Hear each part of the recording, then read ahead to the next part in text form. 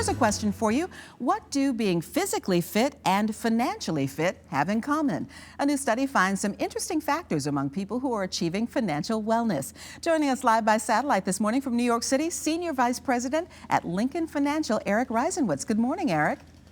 Good morning, Cheryl. Good to see you. We're going to talk about being fiscally and physically fit. What do the two have in common? It may sound a little unusual, and while we can't be 100% sure there's direct correlation, our survey has found that people who do work out do have a more positive outlook on their financial situations and financial futures. Our survey interviewed 1,200 American workers. 55% of them feel pretty good about the direction that they're headed financially. 45% feel they could use more help and are not as secure as they'd like to be. The interesting finding, or one of the interesting findings, was that if you exercise at least once a week, you're 35% more likely to be on the right track financially. That's pretty amazing. And I would bet, though, if you're fiscally fit, then you're probably less stressed as well. Well, you know, we found some other characteristics of individuals who are financially fit, some of them pretty traditional. Most of those who feel good about their financial situation have some type of formal financial plan in place. Many, almost all, feel good and optimistic about the future. But in addition to physical fitness, we did find a couple surprising factors, one tied to emotional health. Individuals who feel good about themselves, their relationships, home and family and friends. In addition to those who feel good about their careers and their workplace environments, they also tend to be feeling fairly secure about their financial futures. And there is a connection to the workplace feelings. The fifth characteristic we found is that the majority of folks that are financially fit take advantage of the benefits they get at the workplace. And most people think, of course, the major benefit is getting a paycheck on a regular basis, but benefits also play a good part in being financially fit, don't they? Absolutely. I think everybody is fairly familiar with benefits such as healthcare, dental insurance that they get most of the time through their employer. Retirement planning comes through their employer.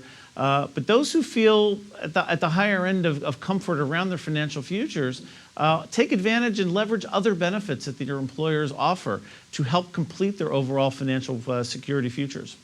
So what are the steps that we can take? Because, you know, we always talk about being prepared. What are some of the things that we can do to make sure that we are prepared to become financially fit? Cheryl, this is a great time of year for people to be doing an assessment of that, particularly workers in the workplace. Employers often at the end of the year have an open enrollment benefit period where their employees will choose benefits for the next calendar year. That'll give them an opportunity to look at benefits now, see what's changed over the last year. Great example, if I can make it personal, my daughter and son-in-law are going to make me a grandfather in January. Congratulations. They're both working.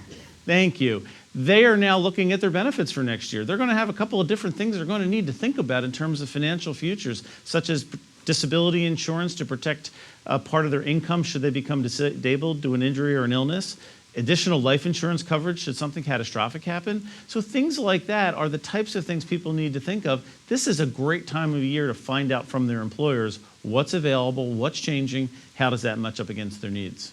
And also to really think about it and think about our personal needs, because a lot of times we get to the last day and we just kind of fill out the benefits form very quickly and say, well, I need this, this, this, and we might miss something important. Absolutely. Or you just look for the box that says, if I'm changing nothing, check this box, and you don't even evaluate. You really should sit down and look benefit by benefit because your needs change on a regular basis. Before we let you go, anything else important that we need to know today, Eric?